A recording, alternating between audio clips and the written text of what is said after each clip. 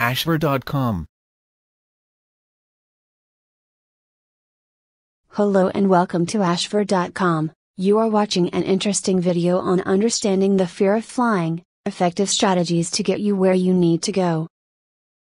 Please read the disclaimer carefully.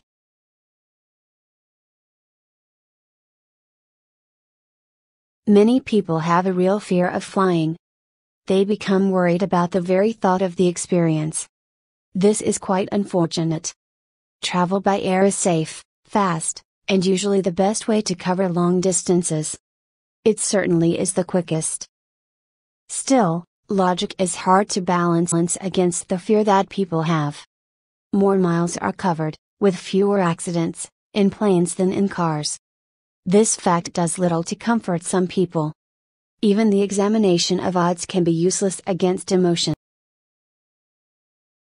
Unfortunately, people who are comfortable in the air have a hard time convincing others who are not. Their ease does not console those who have trouble. While unfortunate, it is somewhat understandable. Remember, logic is not a factor here. Even when planning to go, some people get very anxious. They sweat profusely. They become sick. They cry. These are real emotional responses. A person who is truly afraid to fly will need to examine the cause. It is different for each individual. Hopefully, with careful study, the person can come to terms and alleviate the problem. At the very least, they should be able to reduce the most troublesome aspects. What is the main concern? Quite obviously, the death of the traveler is a big worry. Most plane crashes result in the death of passengers. Many times, everyone is killed. This is a nightmare. The ending of life is an emotional fact that affects everyone deeply. It is least problematic, however, for the deceased. If someone dies, they cannot grieve like the survivors do. Death is hard on those left behind. Mothers, fathers, siblings, and friends are far more affected than the person. Thus, in an accident, the person in the plane is actually more worried for others than they are for themselves. This is a fear which is transferred to others. If you think about the survivors, you should know that despite the pain of loss, life will go on. Families and friends survive. There is great grief, to be sure, but people continue to live. Memories of the departed are shared. Tears are shed. The loss is great, but it is quite unrelated to the flying process. Other worries for passengers would be the circumstances of crashes. In most cases, the actual disaster is over quite instantly. Life ends. It just ends for some quicker than it should. This is, again, not the concern of the deceased, but of the survivors. The end is over in an instant. Life goes on.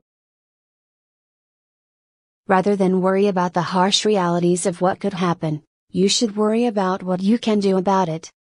There are planning steps that you can do before and during your trip.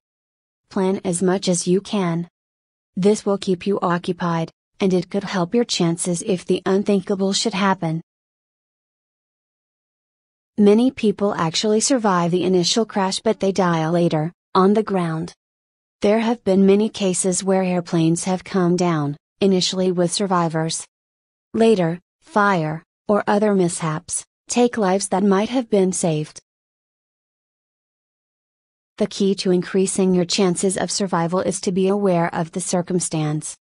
If you are alive, you must take all steps to preserve yourself. First, you must get out of the plane. Many downed aircraft will burn after a mishap. They are loaded with fuel and electrical systems. There are 3 things required to sustain fires: fuel, air, and ignition.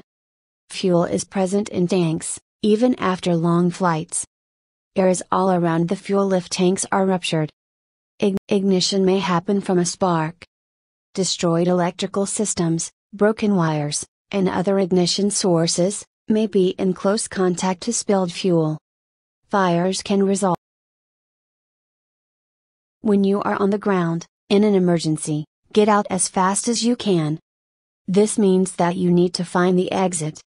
When you are in this situation, looking around for a door can be hard. The smarter method is to look for the exits before you ever need them. As you board your aircraft, and take your seat, you should look around for the nearest exit. You should know how many rows you are away from this point. If your trip ends in disaster, and you survive, you should be fast exiting the aircraft. You should know that the closest door is 3 or 4 rows away, and in which direction. Go there and get out immediately. Of course, the closest exit may be blocked by problems. That means that you also need to know where the alternate exits are. Don't go into harm, go the other way. It is really helpful if you know that the next exit is 7 or 8 rows away in the other direction. As a survivor, you are in control of your life, until you are not. Get out. When you do get out of an emergency situation, you need to constantly improve your survival odds. Get away from a crash scene. Fuel can explode, throwing projectiles. Get away, or get into a safe position. Don't stand around. Also, watch out for incoming emergency vehicles. These may strike survivors, a tragedy which has happened in some cases. By concentrating on the actions that you can control, and minimizing thoughts about those you cannot, a flyer can improve their emotional health. You cannot fly yourself. You can avoid flying as much as possible, but you may have to travel by air in some cases. Your work may require it. You may want to cover long distances in short periods of time. Flying may be the only way. If you do what you can to address your fears, and truly understand them, you may be able to handle air travel. You can prepare for the worst cases. Get to know what to do. Improve your chances, and that may ease your worries. Good luck. Thank you for watching this interesting and informative video. This channel offers motivational, inspirational, valuable and informative videos to soothe, cleanse and inspire your health, mind, body and spirit. You can find a lot of interesting videos on wide range of topics here. Stay tuned and keep watching.